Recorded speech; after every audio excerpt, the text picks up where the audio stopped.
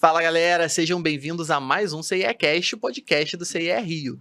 Hoje eu tô com duas convidadas especialíssimas aqui para falar sobre estágio, para falar sobre carreira. E se você ainda não segue o CIE nas redes sociais, dá uma conferida no nosso conteúdo e já se inscreve no canal e ativa o sininho para receber as notificações. Bom, pessoal, a minha primeira convidada de hoje, ela é engenheira de produção, ela é mestre em engenharia mecânica, possui pós-graduação em gestão de petróleo e MBA em petróleo e gás. Atualmente ela é diretora técnica e presidente interina da PPSA, Pré-Sal Petróleo. É com muita satisfação que eu recebo hoje aqui para o nosso bate-papo a Thabita Loureiro. Thabita, boa tarde, seja bem-vinda. Boa tarde, Luan. Um prazer estar aqui. Muito obrigada ao CIE pelo convite. Maravilha. A minha próxima convidada, ela está no 7º período do curso de Direito e atualmente ela é estagiária do setor jurídico também da PPSA. Eu converso hoje com a Gabriela Abreu. Boa tarde, Gabriela. Seja bem-vinda. Oi, boa tarde, Luan. Muito obrigada pela participação aqui. É um prazer. Imagino, o prazer é todo nosso. Gente, eu acho muito legal hoje a gente estar com vocês duas aqui, porque a gente vê dois extremos aí da carreira no mundo do trabalho, se é que assim a gente pode dizer. Eu tenho a Gabriela, que é estagiária, está iniciando a trajetória profissional, e tem a Thabita, que está na presidência, mesmo que interina, mas você está na presidência de uma empresa do setor público, né? Então, eu acho que a gente vai ter dois lados aí bem legais para mostrar para a galera. Thabita, conta pra gente como é que é o dia a dia de uma presidente de uma empresa pública de petróleo e gás. Luan, obrigado pela pergunta. É um dia a dia corrido, né? Muita tarefa. A gente, na PPSA, qual é o nosso papel? É maximizar os resultados econômicos para a sociedade brasileira, tá? Então, na presidência, como presidente interina, eu tenho um papel institucional forte, que é de me comunicar com a sociedade, né, para que a sociedade entenda qual é o papel da PPSA, e é por isso até que a gente está hoje aqui, esse papel institucional de levar o nome da PPSA, né, e esse papel institucional também requer, né, de presidente, requer um alinhamento muito grande com o Ministério de Minas e Energia, né, que está acima ali e articulando, né, todas as diretrizes e políticas públicas que vão ser emanadas pelo Conselho Nacional de Política Energética do Brasil, que vai, no final das contas, né, direcionar as ações da PPSA. Então, é um dia a dia corrido, você tem todo esse papel institucional, né, que requer alta capacidade de diálogo e também um papel de presidente, né, que é um papel da diretoria técnica, é um papel mais técnico, né? E aí você precisa estar ali com a sua equipe, você, como presidente, você precisa entender ali o que é prioridade e atuar naquilo que é prioridade, e muitas das vezes você precisa ter uma capacidade de negociar, né, porque tem coisas que sobem, né, para serem decididas pela diretoria, então você precisa ter uma capacidade de negociar tanto com as suas empresas parceiras, né, muita colaboração, e também uma capacidade de negociar internamente, se articular internamente, né. Eu acho que esse papel de liderança, assim, é um papel desafiador, é um papel, né, de muita responsabilidade, mas também é um papel muito interessante, que te cria muitas oportunidades de crescimento, né? E você precisa dar o seu melhor ali, porque você precisa ter muita energia, resiliência, persistência, você precisa ter uma capacidade de inovar para você não entregar mais do mesmo. Então, você precisa estar sempre pensando um pouco fora da caixa, né? Como é que você pode fazer isso de forma diferente para entregar resultados maiores para a sociedade brasileira? Se você não se disciplinar a pensar um pouco fora da caixa, você mergulha no dia a dia e acaba entregando sempre a mesma coisa e não entendendo o que é prioridade, não entendendo aquilo que você pode fazer de forma diferente e contribuir, deixar esse legado, né? Mas é um dia a dia muito legal, muito interessante, que te dá muitas oportunidades de crescimento e de engajamento, né? Você precisa engajar. Afinal de contas, a gente trabalha com pessoas, sabe? Luan, a PPSA, ela é formada por um corpo técnico de 62 pessoas, mais 4 diretores, fora todos os contratos de serviço, prestação de serviço que a gente tem. Então, a gente precisa, como líder, ter a capacidade de engajar as pessoas, porque no final são elas que entregam os resultados.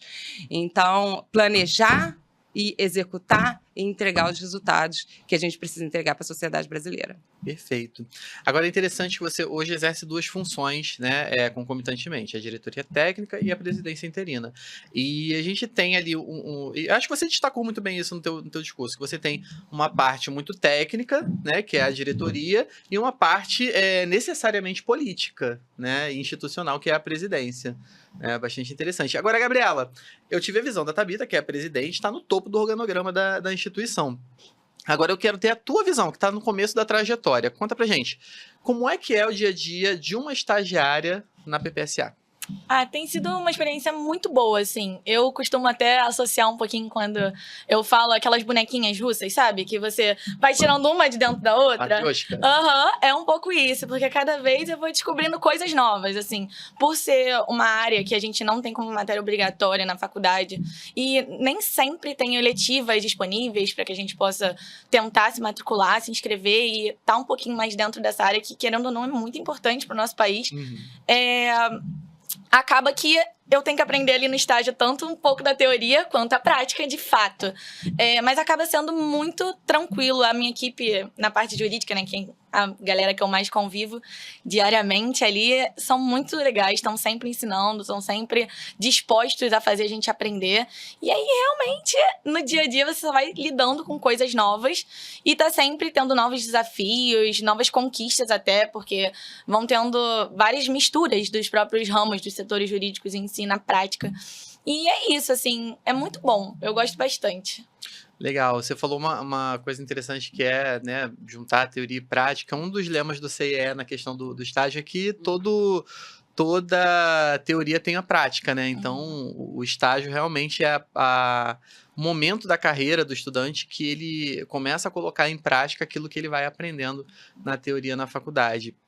E outra coisa que eu achei interessante, hoje eu tenho duas mulheres aqui batendo papo comigo, e em um setor que tipicamente é masculino, né, Thabita? Então, como é que é você presidir uma empresa num setor que é tão, ou vinha sendo pelo menos, tão dominado pelo público masculino? É uma vitória. É uma vitória e é uma responsabilidade muito grande, né?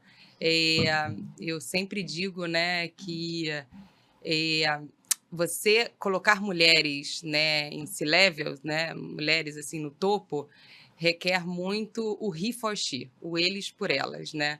Porque no final das contas são os homens que estão, né, na maioria dessas posições e são eles que têm o poder de enxergar as mulheres e colocar as mulheres, né, no topo. Então, hoje eu tenho muita gratidão, porque eu na verdade, a boa parte da minha carreira foi gerida por homens.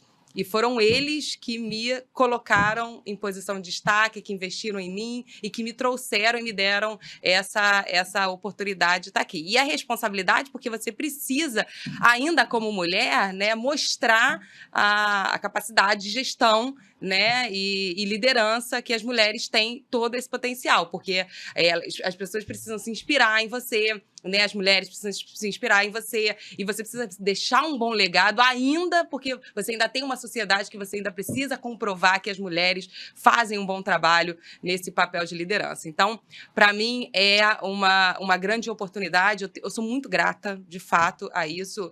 Eu sempre digo também que eu encaro de forma muito natural, porque eu tive o privilégio de ser criada de forma muito especial pelo meu pai. Né? Então, eu nunca senti uma diferença de ser mulher ou de ser homem, não existe isso, né? Ao contrário, meu pai, né, sempre apostou em mim muito antes, entendeu? De eu achar que um dia eu poderia chegar em cargos tão relevantes. Então, e eu tive a graça também de ter homens, né, e grandes mentores que também sempre apostaram em mim. Então, eu encaro com muita naturalidade. E lá na PPSA, eu tive também a graça de Deus de ter um corpo técnico que é majoritariamente homem, mas muito especial, muito respeitoso. Eu tenho um board também, e nesse board eu tenho duas mulheres, né? Nosso conselho de administração também tem duas mulheres. E aí a gente tem um conselho de administração muito também colaborativo, que confia muito, né, no papel que a gente desempenha, mesmo que interinamente, né? O próprio corpo técnico me abraçou, né? Então, assim, eu encaro com muita naturalidade e eu nunca parei parei, assim, né? Eu paro para pensar, né? Quando você vai ter que falar sobre isso, e aí você vê, nossa, que responsabilidade, né? Que a gente carrega, mas no dia a dia, com muita naturalidade, né? Sempre não abrindo mão da liderança, porque eu acho que a gente não pode abrir mão da liderança, e sempre tendo essa capacidade de dialogar também, que a gente precisa ter, e eu acho que a mulher também é bem sensível a essa questão do diálogo, né? Ela ouve, né? Ela tem essa sensibilidade mais aflorada, e eu agradeço muito. Eu sou muito grata por essa oportunidade. Perfeito, perfeito, muito bom. E, Gabriela, você também hoje atua numa empresa de um setor, né, tipicamente masculino, como a gente falou, mas você está no comecinho. Como é que você conheceu a PPSA? Então, eu, na verdade, quando entrei na faculdade, eu queria muito uma área de criminal. Eu quero fazer penal, eu quero seguir esse ramo. Só que, aos poucos, eu fui lidando com mais áreas. Não peguei de cara, assim, o criminal. Eu fui lidando com mais áreas e fui gostando de descobrir, até então, coisas não tão comuns. Um pouco mais, como a Thabita falou no início, fora da caixinha. E aí, eu já estava buscando estágios diferentes, assim, não tão comuns. E eu achei um grupo do WhatsApp, até na época, que é sobre estágios, falando sobre que estava aberta, né, os estágios na área jurídica para a PPSA. E aí, eu tenho 2 familiares que são do ramo de petróleo. Aí eu dei uma pesquisadinha com eles, né? E aí, como é essa empresa? Como funciona? E eles falaram, vai ser legal, vai ser uma ótima oportunidade. Aí, além disso, eu entrei em contato com uma colega da faculdade, que também já tinha participado do estágio da PPSA na área de jurídico, e ela tinha falado várias coisas boas. Eu falei, vou me arriscar. E fui, e tô aí. Muito bom. Agora, Thabita, se a gente for considerar a história, né, do trabalho, do mundo do trabalho, a exploração do setor de pré-sal, petróleo e gás, ela é recente, né, no Brasil. O que te atraiu para essa área? Você que é formado em engenharia de produção, chegou na área de petróleo, pré-sal. O que te levou até isso? Olha, a história do petróleo, ela remonta aí, né, o início da produção ali, final da década de 40, início da década de 50 ali, que a gente começou a produzir uma série de avanços, né, primeiro em terras, né, no onshore, e depois a gente foi avançando no offshore, e hoje o Brasil ele é conhecido mundialmente, né, por a gente conseguir explorar em águas profundas, tecnologia. Petrobras, né, principalmente, ganha vários prêmios na OTC, que a gente chama, que é Offshore Technology Conference, prêmios de tecnologias alcançadas porque a gente conseguiu extrair petróleo em águas profundas e ultraprofundas. Mas eu caí por acaso, na verdade, né? Eu fazia engenharia de produção, eu, na época, era monitora do PH, tinha um cursinho chamado PH, ainda existe, né? Monitora de matemática, e a minha irmã resolveu estudar para concurso público. E aí ela falou, Thabita, eu queria fazer a ANP e tal, Agência Nacional do Petróleo, eu sou servidora da Agência Nacional do Petróleo, estou cedida para a PPSA. E aí calhou que eu entrei de férias e ela falou, vamos estudar comigo? Eu falei, vamos. E aí eu fui estudar com a minha irmã e acabou que eu passei ela também. E aí eu acabei caindo na Agência Nacional do Petróleo. Eu estava ainda na faculdade, então eu fiz para nível médio. Mas uma vez que eu entrei, eu me apaixonei pelo mundo do petróleo. Fui trabalhar na Superintendência de Desenvolvimento e Produção, que analisa os projetos de petróleo, que a gente chama de planos de desenvolvimento. E aí depois eu até me formei em 4 anos e meio para poder fazer o segundo concurso para especialista, que seria o nível superior, que aí eu passei. E aí foi a minha carreira toda dentro da Agência Nacional do Petróleo, e eu meio que me apaixonei de fato, assim, pelo mundo do petróleo e gás, né?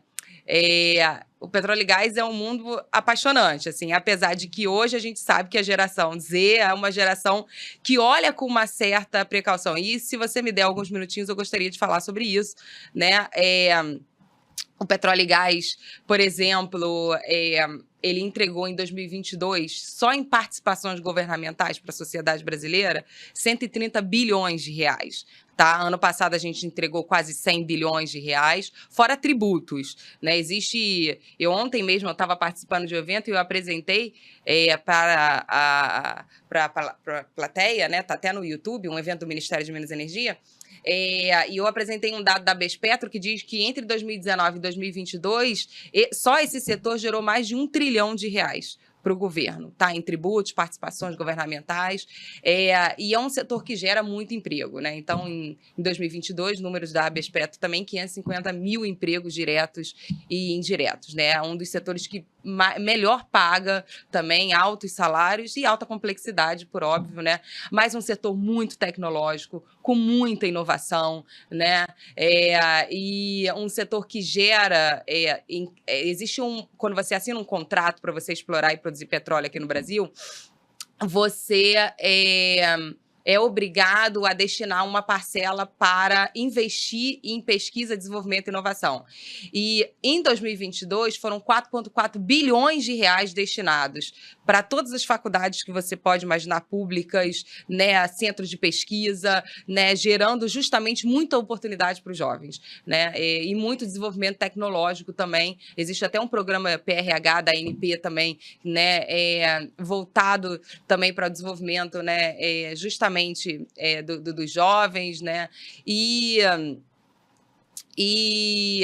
ano passado foram 3,9 bilhões. Então, a gente tem tudo isso aí de recursos. Hoje, o óleo e gás, ele é visto assim com um certo receio, né? Como se fosse algo mais já do passado. Fala-se muito em transição energética. A transição energética, de fato, ela é uma realidade, viu? E a gente precisa cada vez mais entregar um óleo mais descarbonizado para a sociedade brasileira. Mas, para quem não me assiste, né, o Brasil, em especial, né, a gente tem uma das pegadas de carbono na extração de petróleo e gás das mais competitivas do mundo, né, das menores do mundo. Hoje, se você colocar uma média mundial, existem números que falam em intensidade de carbono de 22 quilos de CO2 por barris de óleo equivalente emitidos nas atividades de produção de óleo e gás, né? Aqui no Brasil, nos campos do pré-sal, a gente tem, às vezes, 10 ou menos de 10 quilos de CO2. Menos da metade. Exatamente. Por barril de óleo, alguns campos chegam a isso. A gente tem, em média, 14, né, 15. Mas os campos do pré-sal, que são mais de 77% da produção do Brasil, e aí os grandes campos entregando aí... realmente intensidade de carbonos muito baixa, o que faz com que a gente reduza a pegada de carbono do mundo, das atividades de petróleo e gás do mundo, que a gente entrega uma menor, né? E a matriz de emissões do Brasil, ela é um pouco diferente das emissões do mundo, Luan. Quando você olha, a gente diz que na matriz mundial, a queima de combustíveis fósseis ela é responsável por 75% das emissões. No Brasil, não é isso. No Brasil, a boa parte dela, assim, se você pegar as referências do Climate Watch, são 63% relacionada ao uso da terra e agricultura, agropecuária. Então, é muito ligado ao desmatamento, tá? E... para você ter uma noção, o setor de óleo e gás, o setor produtivo de óleo e gás, não o consumo, tá? Porque hoje o que de fato gera a emissão é o consumo. Mas o setor de óleo e gás, hoje a produção de óleo e gás, ela é responsável por menos de 2%. Ontem a EPE apresentou 1%, né? Então a gente pode continuar produzindo petróleo e mesmo assim, né, se a gente fizer o nosso dever de casa do desmatamento, que é um grande esforço do governo federal, né, a gente consegue ainda assim chegar no mundo de net zero em 2050. Então, essa e continuar gerando essa riqueza toda para a sociedade brasileira, né? A gente gera segurança energética, né? A gente gera riqueza para um país ainda em desenvolvimento, né? E com parcela desses recursos você ainda pode direcionar para criar novos caminhos de sustentabilidade para o Brasil. Perfeito. E acho que a transição energética, ela não necessariamente ocupa o espaço do setor de óleo e gás, né? Eu acho que são coisas que caminham em conjunto, né? Exatamente, né? E a gente costuma dizer que a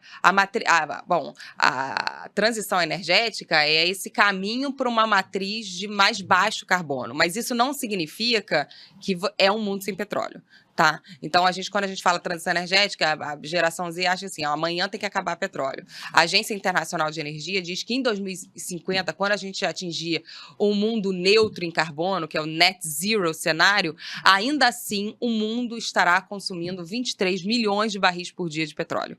Tá? A gente hoje consome em torno de 100, 102, né? Mas você pode chegar a 103, a gente ainda está subindo, né? Você vai ter uma redução, mas você não termina. Isso se todas as tecnologias estiverem prontas, né, e novas políticas públicas tenham sido implantadas, porque só com as metas hoje anunciadas, a gente não consegue chegar nesses números de 23 milhões, né?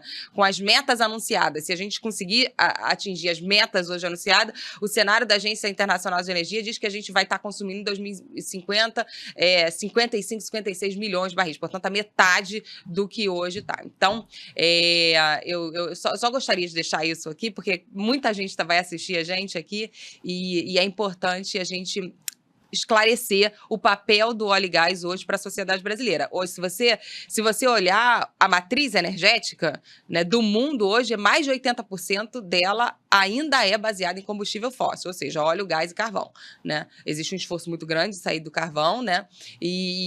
Porque ele é mais intenso, né, em carbono, né? Mas a gente ainda precisa dos combustíveis fósseis. Então, tudo tem petróleo. Então, se você anda no carro, né? O Brasil ele é campeão. Ele é campeão porque hoje 75% da frota do Brasil é flex fuel. Então, você pode ir em qualquer posto de gasolina, você bota etanol, você bota gasolina, né? Mas não é assim no mundo, né? Hoje a nossa matriz energética do Brasil é quase 50% renovável. Se você pegar a média mundial é 13, 14. A gente já fez o dever de casa do que muitos países hoje não fizeram ainda, né? Se você pegar a matriz elétrica, é 88% renovável. E é algo que, assim, o mundo não chega, né, nem a metade disso, né? Então, a gente já fez um baita dever de casa, o que nos coloca com uma potência, né, na transição energética. Por óbvio, a gente ainda tem um caminho a percorrer em novas tecnologias, como hidrogênio verde, como o SAF,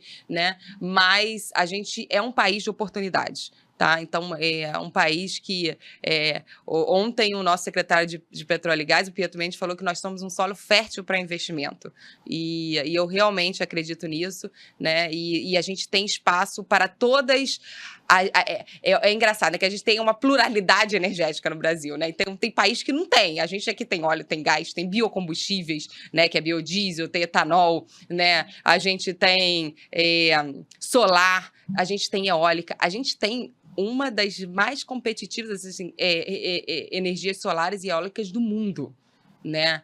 O custo de capital aqui é impressionante, se você olhar os números, né? Então, a gente realmente, o Brasil é um país de oportunidade. Tabita, eu acho interessantíssimas essas informações que você trouxe, porque elas são esclarecedoras, né? Porque, como a gente falou no início do nosso bate-papo, o setor de óleo e gás ele é pouco conhecido por quem não está presente nele, por quem não trabalha, né, nessa indústria. Então, essas informações que você traz são muito interessantes, até para os nossos jovens que estão estudando, que estão buscando, né, estão no início de carreira, é importante. Mas uma coisa interessante que eu achei que você trouxe é essa meta de redução no consumo de barris por dia. A gente consome mais de 100 milhões, pelo que você falou, a gente tem uma meta de redução para 23 milhões. Óbvio, isso não vai acontecer da noite para o dia, né? Existe, né, uma transição, mas... Uma coisa que ficou aqui na minha cabeça essa redução no consumo, ela implica necessariamente uma redução na mão de obra no setor de petróleo? Ou seja, pode gerar desemprego? Essa pergunta é interessante e ela é complexa, né? Eu falei aqui que os dados da Agência Internacional de Energia dizem que para a gente chegar num mundo de carbono neutro, a gente precisa, então, sair de um patamar hoje, né, de 102 milhões de barris por dia sendo consumido, aí a gente vai chegar um pouco mais, e ir para 23 milhões de barris por dia, né?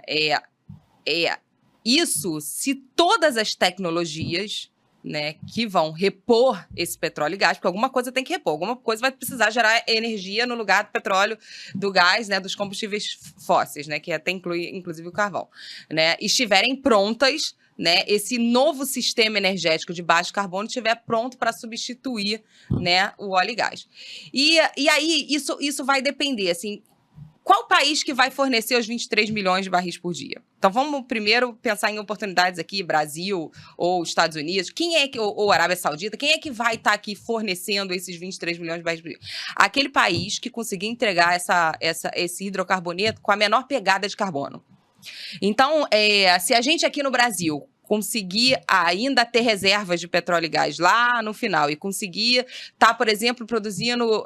hoje a gente produz em torno de 3,6 milhões de barris por dia aqui no Brasil. 3,5, cai um pouco de vez em quando, 3,4, 5, 6 milhões de barris por dia. Se a gente conseguir, por exemplo, estar produzindo entre 4 milhões, né? Ainda assim a gente consegue chegar nesse net zero aqui no Brasil e você pode estar com essa parcela dos 23 milhões, desde que a gente continue entregando esse petróleo de baixíssima intensidade de carbono, porque no final isso vai ser precificado. Tá? O petróleo que tiver a menor pegada de carbono vai ser o que vai valer mais e o que vai ser aceito, que vai ser o competitivo e que vai entrar no mercado, que de fato vai ser exportado, vai ser consumido. Tal. E aí isso depende do país. Se a gente conseguir, a gente consegue ali, né, manter ali uma mão de obra. Mas, no geral, essa mão de obra, ontem até fiz essa pergunta, que essa mão de obra ela vai acabar se deslocando. Né? Então, essa nova geração, hoje você vê muita engenharia de energia, né? Na verdade, nem muita, tá? Eu até gostaria de comentar sobre isso.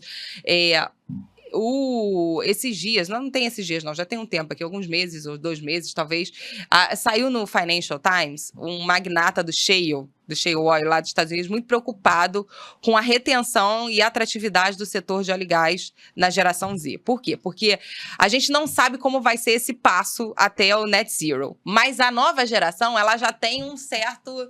né, bullying com óleo e gás. Né? Eu tenho estagiários no Ministério de Minas e Energia que falam, eu sofro bullying em engenharia de energia porque eu trabalho com óleo e gás. Entendeu? Então, já que eu trabalho, eu sofro bullying lá. Né? Então, assim, como a gente não sabe como vai ser, existe... A gente fica ali entre, olha, a gente precisa investir, e isso é sério para a indústria de petróleo e gás, a gente precisa investir, a liderança precisa estar atenta para atrair e reter talentos para a gente conseguir, né, nessa transição, desempenhar o nosso papel da melhor forma possível, com muita inovação. A gente precisa da geração Z para dentro também desse setor. Mas, ao mesmo tempo, é um setor que está se transformando e que essas oportunidades vão, por óbvio, né? Se a gente vai reduzir na oferta, a gente vai também transformando essas oportunidades para um novo mercado, que são as novas tecnologias. E é por isso que você vê as indústrias de petróleo, elas não falam mais que elas são empresas de petróleo, elas são empresas de energia. Porque elas vão, essas oportunidades, elas vão começar a se transformar. Então, eu dentro, sei lá, da Total, agora é Total Energies, né? Então, são empresas de energia, né? A Equinor, ela antes era Statoil, ela virou Equinor. Então, antes ela era um portfólio que era só óleo e gás. Agora já tem óleo, gás, biocombustíveis, tem eólica, tem solar. Então, não é que esse emprego vai desaparecer, mas talvez essa especialidade do óleo e gás, ela precisa se transformar para uma especialidade diferente, olhando mais novas tecnologias, né? Mais generalistas. E aí, aos poucos, conforme o desenvolvimento da tecnologia vai surgindo, aí vai ter um especialista maior em eólica, offshore, em hidrogênio verde. Então, isso vai se transformando. Mas como você não sabe o passo que isso vai se dar, existe um ponto de interrogação, porque por enquanto a curva de consumo está subindo, a demanda de petróleo. E você já tem uma geração ali dizendo assim, eu não quero trabalhar com isso. E aí, como é que a gente faz para atrair e reter talento? Porque o jovem fala assim, mas amanhã eu não vou ter oportunidade. Né? Porque daqui a décadas o mundo vai ter que atingir a neutralidade de carbono. Então, você fica naquele negócio, né? Mas a transição energética, ela abre muitas oportunidades também, tá? Então, ontem eu até mostrei um estudo da ABS Petro que mostra as empresas prestadoras de serviços, os fornecedores que fabricam esses equipamentos, boa parte delas já, todo mundo entrando na transição energética, em tecnologias como CCUS, eólica, renovável, e se transformando. Então, eu acho que vai ser um caminho natural das empresas que trabalham em óleo e gás, das pessoas que trabalham em óleo e gás, elas irem também se especializando em novas energias. energias, né? A geração antiga que trabalhou com óleo e gás, ela vai se aposentar no óleo e gás, mas essa geração nova que vem trabalhando, ela já tem que ter uma mentalidade mais aberta. Ela não pode só saber de óleo e gás, ela tem que estar atenta a tudo que está acontecendo ao redor para potencializar essas sinergias com as renováveis. Eu acho isso interessantíssimo, né? Eu acho que você trouxe muita informação importante, porque você cerca esse jovem de conhecimento, e a geração Z realmente ela é muito preocupada com as questões ambientais, né? E é interessante que mesmo zerando, né, num cenário ideal a emissão de carbono, a gente não vai, grosso modo, se livrar do petróleo, né? Porque ele é necessário no dia a dia. Agora, Gabriela, fala pra mim, dentro de todo esse setor, né, de alta complexidade, de alta importância, você tá inserida nesse momento aí, como é que você se enxerga depois do período de estágio, depois da conclusão do teu curso de Direito? Você acha que tem uma brechinha ali no setor de óleo e gás? Você quer partir para outros conhecimentos, para outras áreas? Como é que tá a tua cabeça nesse momento? Então, assim, só um adendo com o que a Thabita falou. Realmente, quando até eu entrei, assim, eu queria conhecimento de uma área diferente, né? Eu queria não estar no mesmo, no comum, porque só ser mais um advogado hoje em dia não é nada. Exatamente. Mas aí, quando eu entrei, assim, que eu mais fui descobrindo, né, que realmente você vai entrando, vai conhecendo um mundo novo, que realmente não tá no nosso dia a dia, não tá em conversas comuns de família, de amigos, não é algo tão comum. Mas até quando eu entrei, assim, os meus amigos perguntavam: mas o que você faz? Mas como assim? Você lida com petróleo? Aí realmente entrava essa pegada do: mas sabe que tá mudando, né? E quando o petróleo acabar? Sempre vem essa. E quando o petróleo acabar, né? Sempre tem essa... essa pergunta que é um pouco até de quando você não conhece a área. Quando você vai entrar na faculdade: eu vou fazer direito porque eu gosto da lei. Quando você vai fazer isso, é um pouco ingênuo, né? Essa situação. Mas assim, quando eu entrei, realmente, a gente lida muito com essa questão de transição energética. Inclusive, no jurídico, a gente está sempre tentando ver novos normativos, qualquer coisa que dê para dar uma brechinha para a gente poder ir entrando e contribuindo para a área da transição energética. Então, é um mundo por dentro. Você vai vendo de fato o que está acontecendo, as expectativas para um futuro, e é realmente diferente. Mas, assim, quando acabar, né, quando eu me formar e tudo mais, eu tenho realmente...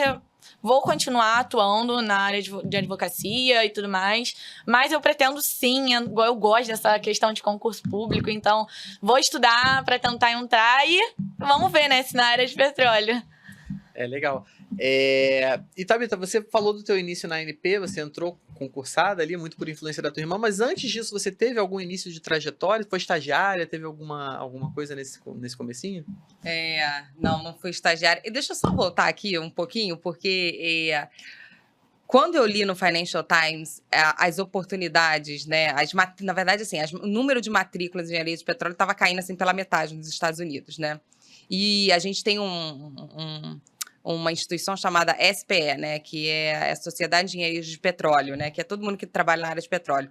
Mostra também que está caindo o número de inscritos e está aumentando a idade média das pessoas, né. Eu fui procurar aqui no Brasil também como é que estava isso. E aí eu vi que a gente está caindo muito em engenharia de petróleo aqui, o número de matrículas em engenharia de petróleo. E aí, hoje, eu estava conversando com a professora Suzana do UFRJ, que é até conselheira do CNP, e ela falou assim: Thabita, ontem eu estava vendo você participar da mesa de debate, mas eu quero te dizer que não é só a engenharia de petróleo que está caindo, todas as engenharias estão caindo.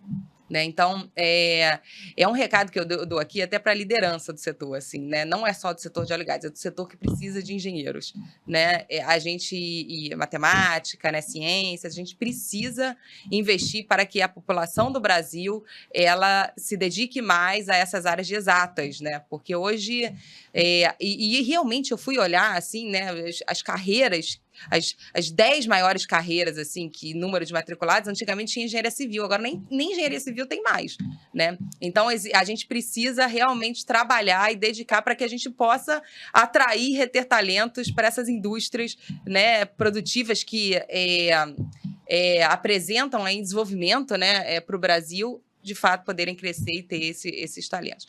Mas aí, vamos voltar aqui à minha pergunta de estágio. Eu nunca fui estagiária. Na verdade, assim, eu saí do ensino médio, eu fiz o meu ensino médio no PH, aí assim que eu me formei, eu fiz essa prova para ser monitora e entrei na faculdade de engenharia na UF, né? Eu fiz engenharia de produção na UF. E aí, eu passei 2 anos e meio lá, fazendo monitoria e tal, depois disso eu fiz o concurso, né? E aí eu terminei minha faculdade como técnica administrativa da ANP. E aí eu fiz o concurso público para especialista da ANP, e aí a minha carreira foi se desenvolvendo, né? Eu resolvi fazer a especialização em engenharia de petróleo na PUC, o que me levou ao mestrado em engenharia mecânica na PUC, e depois eu resolvi eu vou parar um pouco com esse negócio de fazer especialização, e eu lembro até que eu fiz uma outra, tá? Na UF. Mas como eu não conseguia, era um ProMimp, eu fiz um ProMimp, acho que era engenharia de segurança, né? E eu fiz o curso todo, aí depois eles deixavam isso se transformar numa especialização. E aí eu cheguei até a defender, mas depois eu não corrigi os erros, então eu nunca fui atrás desse diploma, então eu não falo que eu tenho ele. Mas foi uma época muito conturbada da minha vida, que eu fiz tudo junto, sabe? Quando você faz 2 especializações juntas e trabalhando, né? Isso é só com o jovem que tem esse gás, essa disposição toda para fazer. Né? Você vai abraçando tudo quanto... Eu lembro, isso é sério, gente, que eu lembro que em 4 anos e meio eu me formei, né? Aí eu lembro que eu ia de manhã, pegava o carro, ia de manhã, cruzava a ponte Rio-Niterói. Aí chegava lá na ponte, estacionava o carro, tinha aula de 7 às 9. Aí eu pegava as barcas. Teve uma época que eu resolvi fazer a graduação de TCC, né, que chama, né? TCC. O TCC, e aí eu resolvi fazer em redes neurais. Olha só, é maluquice, redes neurais. Então eu tinha que ir para o UERJ, ter aula de rede neural com o professor indicado pelo meu orientador. Então eu saía de 7 às 9, pegava as barcas ali de Niterói, aí ia para o UERJ, tinha aula de redes neurais, voltava para a ANP, trabalhava, saía da ANP à tarde, 6 horas, e ia ter o resto da minha aula em Niterói, pegava as barcas de novo, depois pegava o carro e voltava. Eu falava assim, gente, eu só consegui fazer isso porque eu era jovem. Mas Porque, gente, jovem tem uma força que você nem imagina, Mas né? É minha realidade essa. É bem assim. Tem uma correria. força... E aí foi assim, e aí depois dessa confusão tudo, de especialização, eu falei assim, gente, acabou, eu não quero mais fazer isso, eu quero só trabalhar. E aí entrou na minha vida um mentor muito especial, o nome dele é Décio Odoni. O Décio me alçou assessora da diretoria-geral, na época eu era superintendente de desenvolvimento de produção, porque eu fui, né, a minha carreira foi crescendo lá dentro. Então eu entrei como técnica administrativa, que é mais do que um estagiário, que ela faz tudo. Eu sempre falei que a minha vida toda eu fui índia e eu continuo sendo índia. Cassi, só de vez em quando, porque a gente é bem hands-on mesmo no trabalho. Então, eu cheguei lá, eu lembro na ANP, eu comecei a arrumar processos. Eu arrumava os armários todos, os processos todos, eu escaneava as coisas, eu organizava, né? E aí, depois, isso me levou a começar a trabalhar com o que a gente chamava de SIGEP, que era o Sistema de Gestão de Informações de Produção, né? E aí eu comecei a entrar em sistema, a começar a desenhar sistemas. Então, eu não fui uma estagiária, mas eu fui uma estagiária, né? Eu fui desde cedo uma estagiária. Eu lembro que teve uma época da minha vida, eu já era superintendente, que eu falei que eu precisava de uma nota técnica pronta. Aí eu cheguei para o especialista, e o especialista falou para mim assim, eu já terminei a nota técnica, tem que numerar, escanear, tinha que escanear a nota técnica, tal, e a secretária. Aí eu cheguei para a secretária e falei, e aí? Aí a secretária, tô enrolada aqui, blá, blá. Quer dizer, ninguém queria fazer isso. Eu falei, gente, é por conta disso, me dá aqui que eu vou fazer. Aí eu fui lá, escaneei, resolvi tudo, pronto, tá tudo certo, né? Porque a gente precisa ter essa capacidade, né? De entregar ali e qualquer coisa. Meter a mão na massa, meter a mão na massa. Então, eu sempre fui assim. Então, apesar de eu não ter sido estagiária, eu fui estagiária. Porque eu sempre si fui mesma. uma faz tudo. E aí, quando o Décio entrou na minha vida, que eu fui ser assessora, né, de diretoria geral, ele foi um grande mentor para mim. Eu falo isso até hoje, né? E eu vou continuar falando, tá? Porque a gente precisa ter pessoas especiais na nossa vida. Mentores são muito importantes. Então, para jovens, assim, procure procurem sempre os seus mentores, né? Eu tenho 2 grandes mentores na minha vida. Um é meu pai, né? E o outro é o Décio. O Décio Odoni realmente me marcou, mas eu tive outros também, mas esses me marcaram muito, né? Eu trabalhei recentemente com o Saboia, que é um querido também, mas muitos, né? Mas, assim, os mentores são muito especiais pra gente, tá? E ele foi muito especial pra mim, e por conta do trabalho, do meu dia a dia, de olhar de uma forma diferente, que eu olhava muito tecnicamente o negócio. E quando você vai trabalhar ali com um grande gestor, não é mais sobre uma visão técnica, é sobre uma visão de business. É sobre uma visão de você entender um pouco de negócios e um pouco de finanças, um pouco de administração, negociação, de você enxergar o que está por trás dos bastidores. Você precisa ter capacidade não só de enxergar o papel, mas quais foram as aspirações que fizeram você chegar nesse papel, chegar nessa notícia. Você precisa ter essa capacidade de enxergar. Então, eu digo que eu fiz uma pós-graduação ali, né, naquele momento ali de mentoria e de trabalho árduo, mas eu falei assim, olha, eu preciso voltar para a sala de aula. E aí, por conta disso, eu resolvi ter uma experiência internacional. Eu falei, olha, eu quero estudar fora, eu quero fazer um MBA fora. E aí, eu achei um MBA na Suíça e fui fazer um MBA de gestão de petróleo e gás na Suíça. E aí, depois eu voltei de novo para a ANP, né? A ANP que me enviou. Eu sou muito grata às oportunidades que a ANP me deu. E aí, depois vim parar aqui na PPSA. Tem muitas histórias, né? Não, mas isso é muito legal, porque a gente... Eu acho que é muito interessante como que a carreira da gente ela vai se moldando e às vezes de formas inusitadas, né? Exatamente. Não necessariamente aquilo que a gente pensou lá na infância, no começo da adolescência, é aquilo que a gente executa, e isso não faz a gente mais ou menos feliz, não. A gente vai se encontrando no meio do caminho e as coisas vão se ajeitando. Agora, Gabriela, você está fazendo estágio, né, na PPSA, e inclusive, aí depois eu queria até que você fale também, Tabita, um pouco sobre o programa de estágio que a PPSA está fazendo em parceria com o CIE. Agora, eu queria, na tua visão de estudante, de estagiária, trabalhando, qual a importância de ter aí um CIE mediando todo esse processo? Eu acho que, assim, uma palavra só, ótimo, mas vamos dizer o porquê, né? É muito bom você ter... Porque a minha comunicação com a empresa se torna muito mais leve, muito mais fluida. A gente realmente trata do que a gente precisa na empresa. E não a parte burocrática que envolve ter um estagiário naquela empresa. Então, toda a área de administração, assim, com financeiro, se torna muito mais leve. Não tem esse peso de botar essa carga na minha equipe ou na empresa em si, entendeu? Além de todo o auxílio que vocês trazem, né, pra gente, essa segurança de que tá tudo certo, tá tudo dentro dos conformes. Então é muito bom, assim, é realmente muito importante. É bacana isso que você falou, essa questão burocrática, né? A gente sempre fala, deixa a burocracia com a gente que a gente resolve, né? Então, você, empresa que tá aí nos assistindo, que precisa contratar, que quer contratar estagiários para sua empresa, entre em contato com a gente no e-mail que está aí na tela, saiba mais, que o nosso consultor de atendimento vai ao seu encontro, vai falar com você e vai te levar todas as informações que são necessárias para a gente fechar essa parceria, tá bom? Seja para aprendiz, seja para estagiário, a gente está aqui à disposição. E você, estudante, eu acho que eu esqueci de falar isso no começo da transmissão. Você, estudante que está em busca da sua vaga de estágio de aprendizagem, tem o QR Code aí na tela, que você vai para a nossa vitrine de vagas, tá bom? E aí você vai ver uma vaga no teu perfil aí. E é importante manter o perfil atualizado sempre no nosso portal para que você veja as melhores oportunidades, tá bom? Tabita, vamos falar um pouquinho do programa de estágio PPSA-CIE. A gente tem essa parceria, a gente fez recentemente aí a seleção de estagiários para vocês. Como é que foi esse processo? Eu soube que teve bastante gente querendo participar, né? Foi um sucesso.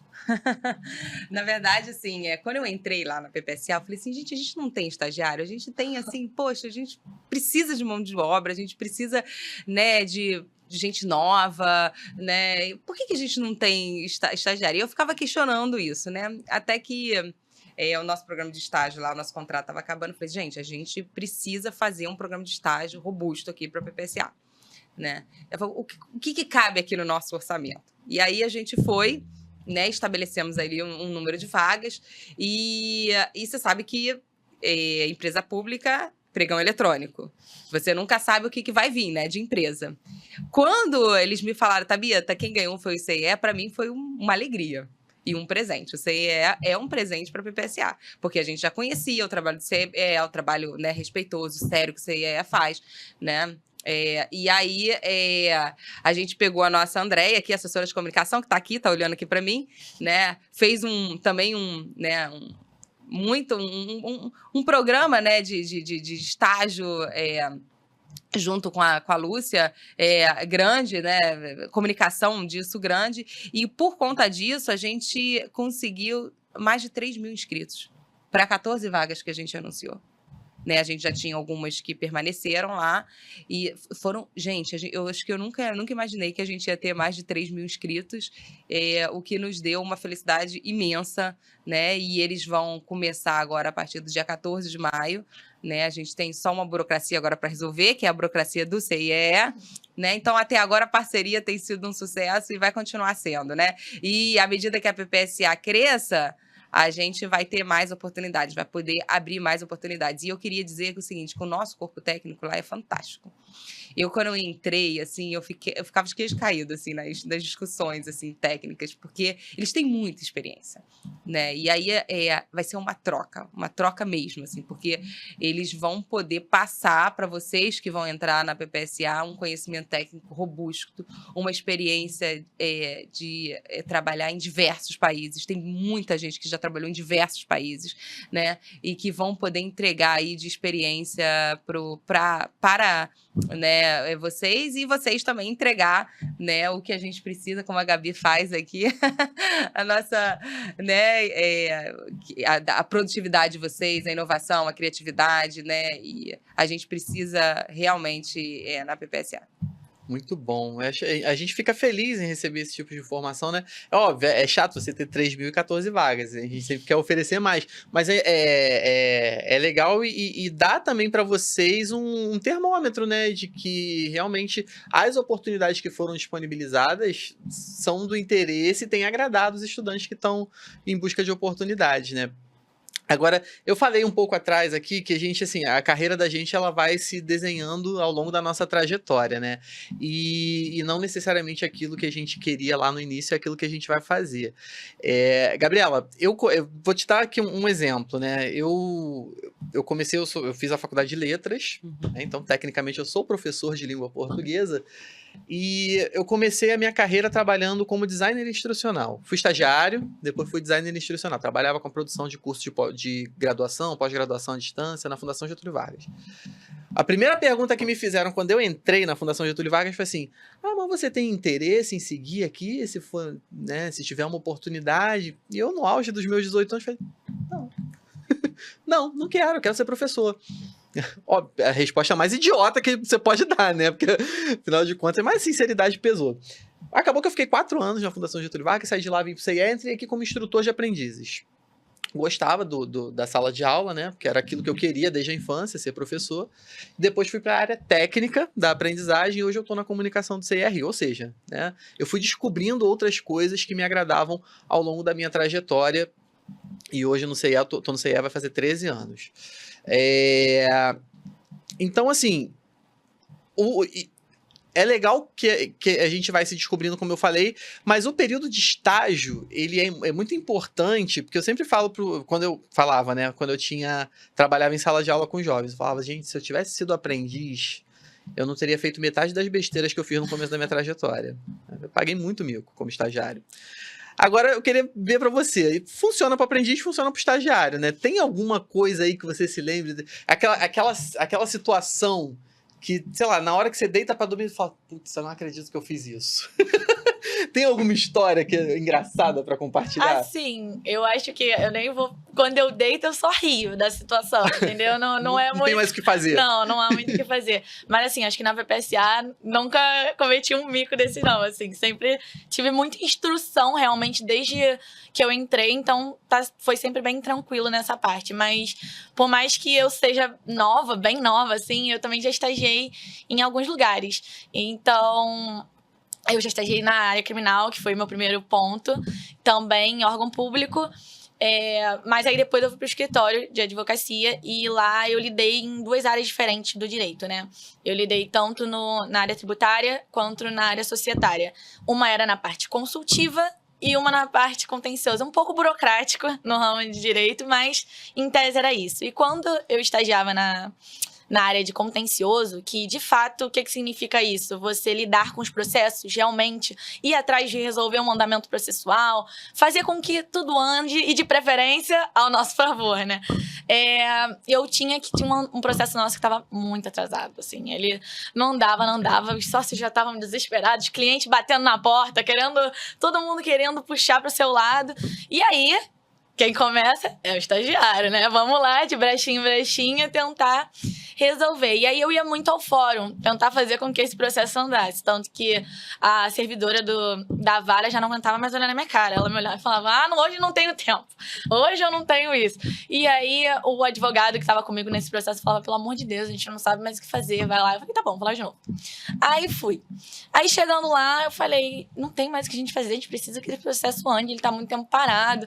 Aí, enfim, nesse dia eu falei, tá de bom humor. Porque a servidora virou e falou assim, olha, eu vou fazer o seguinte então, você vai no gabinete, na lâmina tal, e fala que eu falei pra você vir aqui e tenta resolver lá com a assessora do desembargador. Falei, tranquilo. Fui eu, entrei e, tipo assim, era uma lâmina que, em tese, não é muito acessada por estagiários. Ela é uma lâmina um pouco mais superior, assim, né, vamos dizer. Então, é um pouco mais difícil o acesso e tudo mais. Aí eu cheguei lá, aí passei na recepcionista, aí eu falei assim, a servidora tal, da vara tal, me pediu pra falar com o desembargador sobre tal processo. Aí ela virou e falou assim, Gabriela, né? Aí eu, Aí ela, 3h30, 3h30. Era 3h30, tá bom, ela marcou um horário, ok. Aí fui eu, né, até o gabinete. Chegando lá, muito bem recepcionada. Sabe aquela sensação de tem algo errado aí? Muito bem recepcionada. A secretária do desembargador, tudo bem, e aí, tá precisando de alguma coisa? E eu, tô, né, resolvi meu processo. Mas aí eu só fiquei dando um pouco de corda pra ela, assim. Aí ela, vamos entrar na sala do desembargador. Eu falei, pô, ninguém me avisou que hoje ia ser esse dia, né? Aí entrei, aí ela, olha, você pode sentar. Aí era uma poltrona toda robusta, sabe? Eu me senti assim, falei, finalmente alguém me ajudou, né? Aí eu sentei e ela começou a me apresentar a sala do desembargador. Olha, então, nessa área aqui ficam uns processos de tal. Eu falei, gente, o que essa mulher tá falando? O que essa mulher tá fazendo? Eu não tô entendendo nada. Aí eu virei, tô deixando ela falar um pouco, até eu falar que ela vai tirar de uma daquelas gavetas o meu processo e vai falar, vou andar com ele. E aí ela não falava e eu falei, vou cortar ela, que alguma coisa tá errada. Eu falei, mas o meu processo? Ela, que processo? Aí eu falei, então, eu vim resolver um processo da vara, da 10ª vara até na época, da 10ª vara, sobre, aí expliquei a situação a ela. Ué, não é Gabriela? Eu, Aí ela, Gabriela Rodrigues. Aí eu, Gabriela Rodrigues. Aí ela, 3h30, eu, 3h30. Aí ela me tira um papel e fala aqui, e me entrega um currículo. Aí eu falei, não sou eu. Aí ela, você não tá aqui pra ser assessora do desembargador? Aí eu, não. Aí ela, mas é o seu nome. E era realmente, de fato, o mesmo nome que eu, no mesmo horário. A menina tava atrasada. Podia até ter pego a vaga da menina, né? Mas não fiz isso. Aí eu só fiquei... Ela ficou com uma cara de tacho, porque ela me apresentou tudo de desembargador. Não era a pessoa certa. E aí, de fato, eu falei, e meu processo?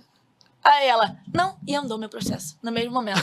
Eu cheguei no escritório, era uma comemoração, e eu assim, gente, quase virei assessora do desembargador, vocês não estão entendendo o que aconteceu, e todo mundo só feliz que eu resolvi a situação, né? Então, foi uma loucura, assim, mas consegui fazer com que ela andasse meu processo. Não foi pelos meios ortodoxos, mas rolou. Pelas Muito bom. Coincidências do destino, né? Essa Gabriela aí Rodrigues, vai que sou eu em outra disposição de vida. Muito bom, gente, muito bom. Você viu que potência, né? Eu fico olhando, gente, estagiário. A Gabriela é uma potência, né? Você viu como que ela fala, ela te comunica, a experiência que ela traz. E é isso tudo que a gente ganha quando eles chegam lá na PPSA. É bom, né? Dá um orgulho, É né? orgulho. Dá um orgulho. Eu não tive estagiário, não. Tive estagiário, sim. Mas eu tive mais aprendizes. Inclusive, eu vou receber 2 aprendizes agora no finalzinho de maio, né? Cássia e Samara. Beijo pra vocês. Vocês vão assistir o episódio depois. Gente, eu tô adorando o bate-papo aqui com vocês. Acho que é um setor pra gente novo, né? De trazer o setor de óleo e gás aqui para a gente conversar, para trazer essas informações.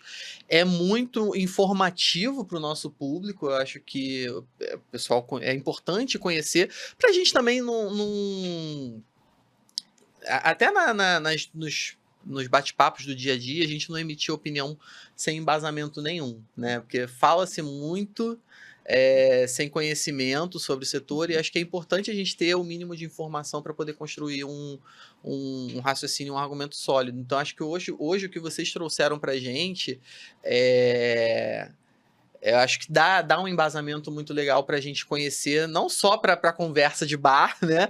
Mas também para quem quer ingressar nesse tipo de mercado, nesse tipo de carreira, a pessoa saber o que espera. Eu acho que, Thabita, foi muito, muito legais as informações que você trouxe, não só a nível nacional, né? De produção do Brasil, de potencial, de crescimento, de metas, mas também a questão global também é muito importante a gente ter essa visão do cenário. E, Gabriela, acho que é muito legal também a gente ter a visão de quem está iniciando a carreira e de quem está num setor que para si é novo, né? E que está explorando esse tipo de oportunidades, de possibilidades. Eu acho que o casamento aí de vocês duas hoje aqui, esse bate-papo está sendo muito legal, mas infelizmente está acabando, né? Mas eu queria... O caso já não aguenta mais assistir a gente. Não, imagina. Imagina, acho que vai ser interessantíssimo. Mas assim, eu queria... que vocês deixassem um recado para o pessoal que está querendo entrar no mundo do trabalho, para quem está querendo entrar no setor de óleo e gás também, para a gente poder encerrar esse nosso bate-papo de hoje. Posso começar com você, Thabita? Pode começar com a Gabi. Pode ser, então. Vamos lá, Gabi. Então, tá bom. Então, eu acho que, assim, a primeira frase para ser dita é: aproveita todas as oportunidades que vocês tiverem. Porque, de fato, eu entrei na faculdade com os meus 18 aninhos só falando, eu quero ir pra UERJ fazer Direito. Era só esse o ponto que eu tinha. E gostava um pouco, assim, de uma área só. Mas quando eu entrei e, de fato, você conhece o que é a área, não de uma forma tão ingênua, e sim uma forma técnica e profissional, lidando com profissionais muito capacitados, estando ali para te ensinar. E eu acho que um pouco também por eu ter entrado pela faculdade pelo lado público, né? Começando a área de estágio muito cedo, então você não só tá na teoria, como na prática, que para mim, assim, direito só na teoria não é nada. Tem que realmente estar sempre praticando para você aprender o como lidar com os casos e tudo mais. Então, eu ter entrado para várias áreas, assim, já estou no meu quarto experiência de profissional, né, vamos dizer, e muito feliz pela situação, mas também sabendo uma coisa muito importante, que é: não procure só o que você gosta. Procura algo diferente, porque o não também é muito importante. O eu não gosto é muito bom pro seu crescimento. Você passar por algo e saber que não quero mais fazer isso, ou eu acho que eu quero seguir por outro lado, é um caminho. Você saber que não é o lado A que você quer seguir, já é uma oportunidade pro B, C, D. Então, assim, realmente procurem sair um pouquinho do que vocês pensam de óbvio, do quero. Realmente pode ser que vocês gostem do óbvio, tá tudo bem. Isso é muito comum também, mas você experienciar ramos diferentes, oportunidades diferentes, assim, só vai aumentar seu conhecimento. E uma coisa que os meus familiares sempre falam pra mim é: conhecimento nunca é demais. Então, assim, quanto mais você vai conquistando, mais vão te abrindo portas e mais como pessoa você vai crescendo também, porque é um pouco engraçado que as pessoas falam divida o profissional do pessoal, mas eu acho que o crescimento profissional te ajuda muito no seu crescimento pessoal e vice-versa. Saber lidar com as duas situações realmente é um combo. Então, aproveitem de fato todas as oportunidades que vocês tiverem, que vai dar certo, em algum momento vai dar certo. Essa menina é um orgulho mesmo. Ela falou tudo ali. Maravilha, Gabriela. Conhecimento, aliás, é a única herança que a gente recebe que fica e que não dá para dividir, é nosso, né? Quer dizer, a gente compartilha, mas o conhecimento que a gente adquire, que é a herança que a gente leva para a vida, é nosso. É isso. Thabita, para a gente encerrar, um recadinho para o pessoal que quer entrar no mundo do trabalho, que quer entrar no setor de óleo e gás. Já tem a inspiração de que uma mulher realmente, eu acho que a parte inicial que a Thabita falou sobre o fato de uma mulher no ramo jurídico não, no ramo de óleo e gás, num cargo tão alto e tão importante, realmente é uma inspiração, assim, realmente lidar com mulheres no meu dia a dia no trabalho é muito importante, então o real já é uma inspiração, agora você só continua por aí. Então, eu acho que o que a Gabi falou é realmente isso, aproveitem todas as oportunidades. e corram atrás das oportunidades. Eu acho que vocês estão na idade, vocês têm energia para isso, né? Abracem todas as oportunidades e corram atrás dela mesmo. Façam as oportunidades acontecerem, né? Não se acomodem. Né? Hoje eu vejo que a gente tem muito entretenimento à disposição. Então, os jovens gastam muito tempo com entretenimento e pouco tempo com conhecimento. Né? Saiba ser seletivo naquilo que você gasta o seu tempo. Né? Tá no momento de você agregar conhecimento para sua carreira, tá no momento de você crescer, de você construir a sua carreira. Então, gaste o tempo corretamente. Né? Então, corra atrás dessas oportunidades, corra atrás desses conhecimentos. Não se isole na sua área de atuação, amplie os seus horizontes. Hoje, vocês ser um jovem atualizado na sua profissão, sabendo tudo que está acontecendo, é muito importante. Né? Eu tenho várias histórias sobre isso, mas é muito importante que você olhe para os lados. Né? Resiliência, persistência, fé. Acredite em você, acredite no seu potencial, invista no seu potencial, né? E acredite que aquilo que você não pode fazer, Deus pode fazer por você. Então, faça a sua parte que o resto vai acontecer, mas tenha fé que os sonhos, eles se realizam se a gente lutar por eles, se dedicar, né? E ter fé que vai acontecer. Né? Maravilha, Thabita. Thabita, Gabriela, muito obrigado pela participação de vocês. Foi muito legal. Eu gosto muito de ouvir sempre os dois lados da história, né? O lado de quem contrata, o lado de quem executa a parte prática, né? De quem está iniciando, de quem já está num momento diferente. Então, eu acho que esse casamento é muito legal para a gente aqui, essa discussão. Bom, vocês querem deixar mais alguma coisa, colocar mais alguma coisa? A gente pode partir para o nosso encerramento. Podemos seguir? Pode. Então vamos lá, maravilha, gente. Pessoal, espero que vocês tenham gostado, tanto quanto eu gostei desse episódio do CIEcast. E como eu sempre falo aqui, a nossa vibe sempre vai ser essa, impactando vidas, transformando histórias. Sigam nossas redes sociais, curtam, compartilhem o nosso podcast, isso é muito importante pra gente. Ele está disponível no YouTube, mas está também disponível nas principais plataformas de streaming de áudio, tá bom? Então fiquem ligados que é só o começo, vem muita coisa boa por aí. Tchau, tchau.